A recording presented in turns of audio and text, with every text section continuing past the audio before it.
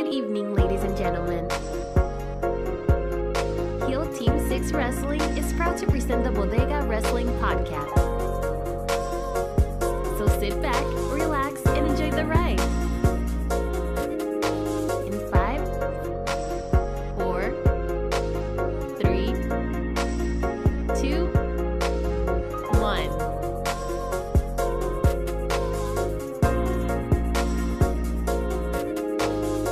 Good afternoon, ladies and gentlemen, and welcome to another episode of the Bodega Wrestling Podcast. It is I, the quintessential Puerto Rican muffin, Jorge Luis Martinez Jr., and today I'm all alone. I couldn't find one person to join me on the podcast since everybody's out and about. It's a beautiful day in the neighborhood. So we'll try to do the best that I can, and hopefully you will enjoy the show. Also, please don't forget to subscribe to our channel on YouTube. Hit that subscribe button and make sure you ring the little bell to get your notifications every time something goes up. Also, I would like to give a humongous thanks to Mr. Michael Larkin from the SNL podcast, aka Mr. Bob Costas.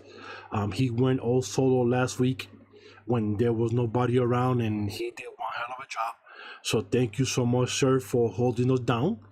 And with that said, we have a lot to cover this week, so let's get it started. First, we'll start with AAA Wrestling, which had their Rey de Reyes pay-per-view on Twitch. And as everybody saw, the main event was the Mercenarios, or two members of Los Mercenarios, the Mercenaries, go up against the Lucha Brothers, in where the Lucha Brothers became victorious and gained the tag team gold of AAA. And right after the match, there was a little AEW invasion as the Young Bucks showed up and had an impromptu match and defeated the Young Bucks for the AAA tag team belts. So now the Young Bucks are the new champions. And we move forward, and we now know that those belts are going to be defended in May at the Double or Nothing AEW pay-per-view. So that should be interesting, since there's a lot of matches, but still there's no type of belts being announced. So this is going to be for the AAA tag team champions between the Young Bucks and the Lucha Brothers. So that's something exciting to check out for in May. Also, in All Elite Wrestling news, Mr. Cody Rhodes has been putting in some trademarks for names for upcoming events, and he actually has the 1-4 Bash at the Beach, which was one of the WCW pay-per-views from 1994 all the way to 2000, and those pay-per-views were always held at a beach. And if anybody remembers, one of those pay-per-views was the day where the NWO became official, when Hogan came into the ring to defend Luger and Macho Man and turn on both of them and join Scott Hall and Kevin Nash in what has been one of the most elite factions in the history of wrestling. So that was a amazing pay-per-view there at Bash at the Beach. And now All Elite Wrestling owns the name, so we're probably sure it's going to be something for a future pay-per-view, maybe coming up in the summertime, somewhere in July, August, September there. Where they'll have something down in Jacksonville or Florida and one of those real nice beaches, and resurrect that pay-per-view back over again. So that should be interesting to keep your eyes on. Also, we have a new member of the All Elite Wrestling class, and that is our good friend Ali. If people remember, Ali has been an Impact since I want to say now 4 years, when she came in as being the secretary for Maria Canales back with Billy Corgan became president of the company before Dixie Carter backstabbed him. So, Ali was there, and Maria Kanellis built her up beautifully. The Impact Zone ate her up. She became that one fan favorite. She won the belt, the Knockouts title. She went on from there. Once Maria Kanellis left, she kept, wrestling, still defending the belt. And then when Rosemary came in, she had her feud with Rosemary.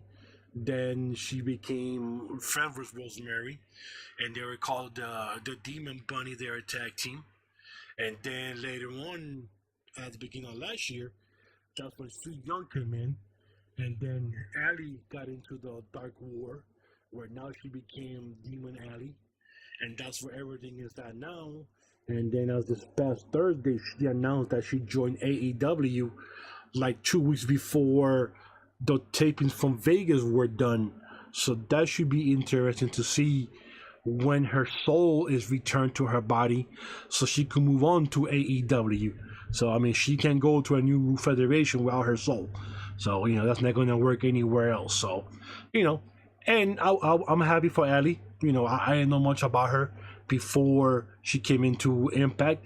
I had heard the name Cherry Bomb, which that's her name that she used in the independent days, in Shimmer, Shine, a lot of matches in Canada, since she is Canadian. And, she came into Impact. And then that same Thursday, Braxton Sutter, who was also an Impact wrestler, who is the husband of Ali in real life, Pepper Parks, came in and had a heartfelt post on Twitter, which was good, till he got to the point where he said that thanks to AEW, Ali has finally got her big break. When I read that, ladies and gentlemen, I must say, I must have grabbed my chest and I was like, oh no, he did not just say that. Because for the last 4 years, after Impact gave her big break, after Maria Kanellis gave her big break, after Billy Corgan and Dixie Carter gave her big break. And she's been seen in 120 countries all over the world and held the KO Knockouts Championship. But I think AEW gave her the big break, so I'm still waiting for AEW to come out. So now they're still a merchandise company. So I don't know how AEW gave her a big break, but yeah. So let's just say me and Braxton Sutter are not on speaking terms at this moment. So yeah, that was a bit disrespectful on his part there to say something like that. But it is what it is. I think after 14 years, she busted her butt, but now she's moving on to something and bigger, better, I guess. I don't know. I mean, don't even get me lying, because I really don't know where he will say something like that. But I digress. We move on to the next topic, and we go to Ring of Honor, where they had their 17th anniversary show, and now for the G1 Supercard coming up in April. On the Madison Square Garden, the main event now is going to be a triple threat match into a ladder match between Matt Tabern, and the villain Marty Scurll.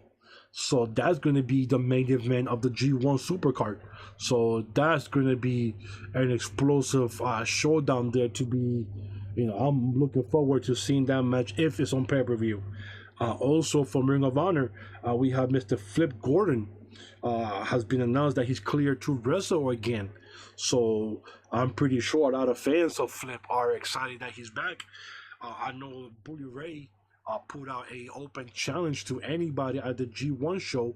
So pretty sure I want to go maybe 75-25 that Flip Gordon will answer that challenge of Bully Ray for a match there at the G1 show. Also, if people don't know, in April, coming up April 21st, JD is going to go down to Israel for the first time ever. The Ring of Honor title will be defended in that country against David Starr, who is a Jewish professional wrestler. And let's just say that Friday night or last night was a pretty eventful night for him since he came out on social media and has some things to say about Ring of Honor and Jay Lethal. Now, me, I do not get into politics. So that's one thing that I do not do because I don't know much about politics, but I will read you the comments that he wrote here last night on Instagram, or I want to say in the afternoon. And it goes something like this, and I quote, "I'll tell you something else that's a joke, is that Ring of Honor Wrestling used to represent pure, independent professional wrestling instead of representing a far right-wing extremist corporate propaganda machine. Did you think it was kind of cute publicly stunt? Let the little Jew boy get a flight to Israel to wrestle for your championship. Is that what you thought?" Well, folks, like I said, I don't get into politics, but that is some pretty powerful statement there that he's throwing at Jay Lethal and Ring of Honor, especially the Sinclair company.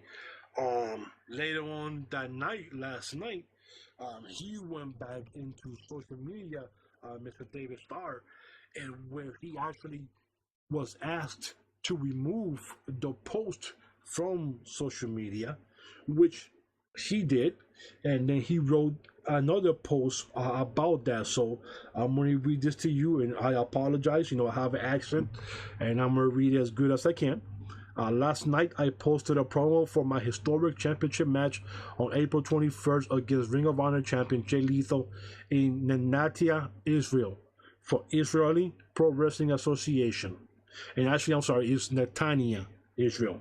I have been asked by the powers that be to remove said promo. Out of respect to IPWA, who have already paid for Jay's very expensive flight and accommodation, I will comply. My complying with this request is not an admission or wrongdoing or retraction. I stand by my entire statement and do not regret any of my actions regarding this. Once again, I don't know much about politics. Now, if this is some kind of bait where he's trying to get more people to watch the show, I'm pretty sure his mission has been accomplished. I don't know why there has not been any type of retraction from, any type of answer from Ring of Honor or Sinclair regarding those statements. Only time will tell in the next couple of weeks to see exactly what happens from here. But I mean, if it's a fake and trying to get more seats there, that's a good thing. But if it's not, this is going to be interesting because now Ring of Honor is kind of stuck. Either we cancel this guy, cancel this match, but then they make themselves look bad. And if they don't say anything, they make themselves look bad. So I think sometimes it's good not to say anything and just make yourself look back at one point than actually canceling the show or pulling David Starr from the match, and makes it worse. It makes themselves look worse. Now David Starr is one of the hottest commodities out there when it comes to independent wrestling, since pretty much everybody else that's better than him has been signed with different companies. So he's still out there, doing his thing, and he's a pretty good wrestler. So only time will tell to see what's going to happen here between Ring of Honor and the IPWA and Mr. David Starr. Also, one piece of Ring of Honor business that I would like to say, and this is a more of a sports related issue. We know that Fox and Disney merged, where Disney bought out Fox, for billions of dollars. One of the revisions that the FCA had put on Disney was, since they already own ESPN and Fox has 23, 24 sports channel, they were not allowed to buy Fox with all those sports channels. So one of the revisions was they had to sell those sports channels to somebody else in order for them to be able to finish the signings with Fox. So that means all the Fox Sports, the FS1s, the Fox, FX, all those channels. But there's one channel that I didn't even know that was owned by Fox, and that's the Yes station here in New York, which is the main New York Yankees station. So if anybody's a baseball fan, yes, is the biggest station of New York Yankees. Anything and everything has been there for the last going on 15 years. So Fox owned, I want to say 80%, where the Yankees owned 20% of that. So what happened was, and decided to buy the remaining stocks from Fox in order for them to be able to merge with Disney. So what the Yankees did, they went out and got Amazon to join in, got a bunch of other small companies to join in, and went and got Sinclair Broadcasting, which is the owners of Ring of Honor. So now Ring of Honor or Sinclair Company, Amazon, and the Yankees now own 100% of the Yes station. Now, from a professional wrestling standpoint, this is huge once again for Ring of Honor, because in the future, Ring of Honor now has the whole upstate on lockdown now, because now they're going to be able to show their shows on New York, all over New York, England, Boston, Syracuse, Buffalo, Rochester, all those places, which I live in Rochester, and we're right next to between Buffalo and Syracuse right now. They have that now. And also is a regional station, sports station. Now, when the baseball season starts, that channel on the Yes channel becomes a national channel because it's a sports channel, which means now Ring of Honor is going to be on a national level when it comes to that specific channel. Now, if people remember, we talked about this last month where Ring of Honor had also joined with the Chicago Cubs to start their own channel in Chicago, and everybody, all the suburbs around there. So the same thing that's going to happen there next year is going to happen now starting next month, is that now Ring of Honor is going to be available all over New York. We already get it on a syndicated version, but it's usually on a Saturday or Sunday at 1 p.m. Syracuse is at nighttime. Buffalo could be at 3 in the morning. New York could be at 2 in the morning, something, Thursday or Friday. Now, in being a one channel on Yes, they're going to see it all now at the same time and still see it on the syndicated version at 2, 3 in the morning.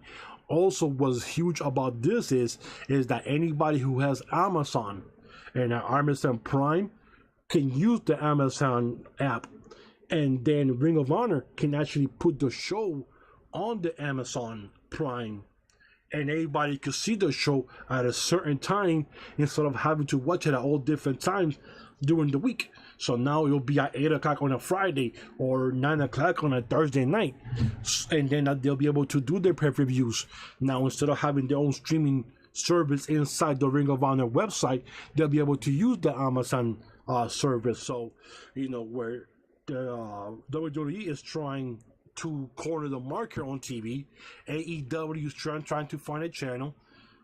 Impact is on Twitter, or I'm sorry, on Twitch, and then the Pursuit channel, if anybody even gets that. So right now, little by little, Ring of Honor is conquering all the different sports packages, sports channels, sports apps that are going to be coming up in Chicago and that whole area, New York and that whole area. So, step by step, they're building something, and people just kind of forget about that. It's the little Ring of Honor.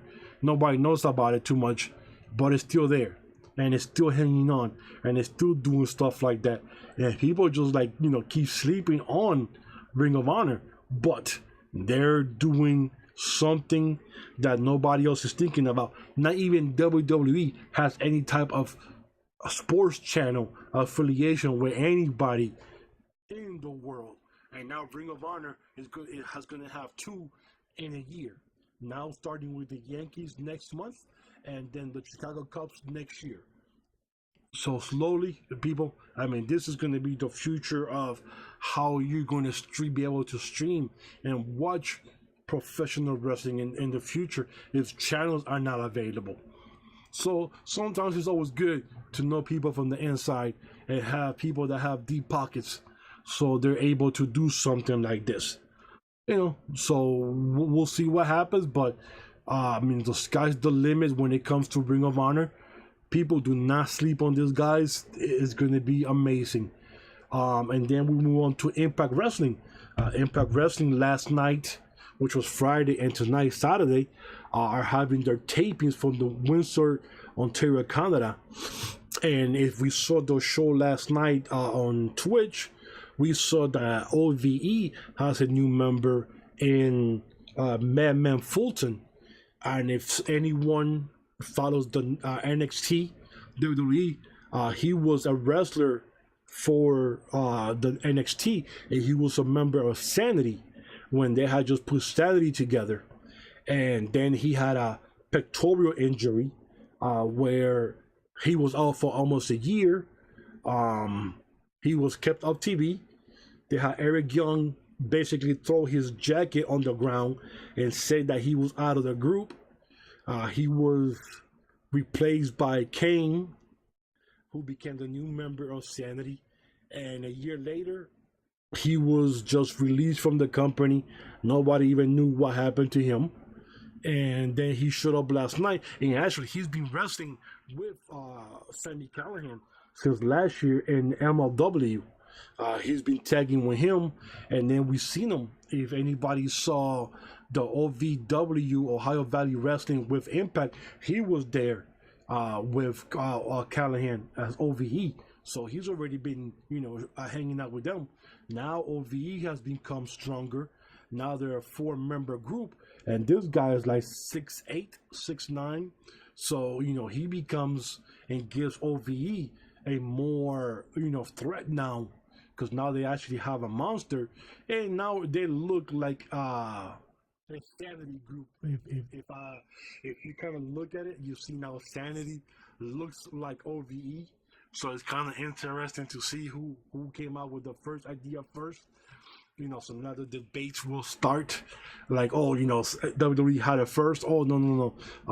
Impact had it first because they had OVE. So, now we're going to see the same thing. And Mr. Fulton came in last night and did the end of days move on Swan last night. I'm sorry, I thought his name Swan. And then, and I'm thinking to myself, oh, hold up, I know this move. That was Barry Corbin's move.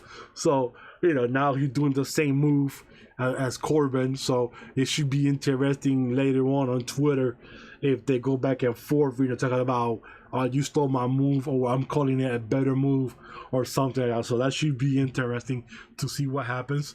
Also, on the Impact show last night, we saw finally we're going to have the match between Scarlett Bordeaux and Mr. Disco Inferno, Glenn Gilberti, next week out Against All Odds. So this is something that he's been brewing for since Royal Rumble, when we had Nia Jax come out in the guys Royal Rumble and beat up some guys, but then they actually got physical with her. And then the following night, she kind of got into the face of Dean Ambrose, and you thought something was going to start from there, and then nothing ever happened. Now it seems like Impact kind of took it from there, and then you saw Gilberti since January talking nonsense about, females wrestling against guys here and there, talking smack, females should stay in the kitchen, blah, blah, blah, and starting a storyline on Twitter and going back and forth. So now the big payoff is going to be next week against Scarlett, when Scarlett Bordeaux go up against Disco Inferno. And this is interesting to see how social media they plays a big part in wrestling now in 2019, when you can actually just plant a seed, so to speak, say tweet, and then you take a month or two, put some water on there, and you go back and forth with the fans, with the other wrestlers, tweet. And then the big payoff is when the plant is ready to grow. Now the payoff is about to hit. So this has been a nice little segue, so to speak, of that. Just the whole. I hope And pretty much we know that Scarlett Bordeaux's gonna kick the crap out of Gilberti next week to prove that women are as good or better than men in wrestling. Now, a lot of people are into the whole, gender matches. I like them, it's only if they're on Lucha Underground. I'll be honest. If it's Lucha Underground doing the multi-gender matches, I'm all for it. Independent, I'm all for it. But when it comes to big companies like Ring of Honor and Impact, WWE, I'm not. Sorry, I'm not. There's no place for that. And a lot of channels, especially on WWE, on USA, now on NBC, are not gonna allow those type of matches because it's violence against women. So and that's a discussion for a different day. You can say whatever you want, all this, and that. But it's 2019. This is the soft era. I like to call the soft generation. Now you can't do anything anymore. You can make no eye contact. You can lay your finger on anybody. You can say what's on your mind. You can do anything, look at anybody, say something against anybody else, because you will be destroyed on social media. You will be destroyed on TV. So that will never get allowed. So for anybody that says, "Oh, Impact should do it, WWE should do it," it's never going to happen as long as they're on these channels and it's against violence against women, whether wrestling is fake or real or stuff like that, is never going to happen. So let's just give it a rest. Let's enjoy it when it happens, and enjoy it when it happens down in the indies. Also, we saw Father Mitchell, where Rosemary came up to Father Mitchell about Ali's soul still being down in hell, and she got nothing but an empty bag or an empty shell. And I started laughing about this because I'm thinking, well, guys, you have 1 week to finish the storyline because Ali's going to AEW and she's going to need her soul if she's going to have a big opportunity at AEW to wrestle there. So without a soul, you can't wrestle without a soul. So hopefully this week that will be the end of that storyline, since we know already that Ali will not be at this week's Impact tapings from Windsor, Ontario. So they already said she's not going to be there. So this one might be the end coming up next week where her soul is found. Also, Impact Wrestling announced last night that they will be returning to Windsor, Ontario, July 19th and 20th for tapings, which is kind of interesting because if anybody knows, July in Impact is usually Slammiversary, and there's no Slammiversary anywhere to be found. I'm interested to see what happened to Slammiversary. Or if it's going to get moved to August, because there's rumors that Slammiversary is supposed to happen from Vegas at the Sam's Towns place, but nothing yet. And people are kind of still waiting for that to happen. But as of now, on July 19th and 20th, they're going to be coming from Windsor, Ontario. Well, folks, I think that's it for all the wrestling news for this week. I'm actually out of breath, because I'm a little chunky. I'm fat, so I can't take too many deep breaths anymore. But guys, when you have a chance, please subscribe to our channel. Also, Bodega Wrestling on Twitter.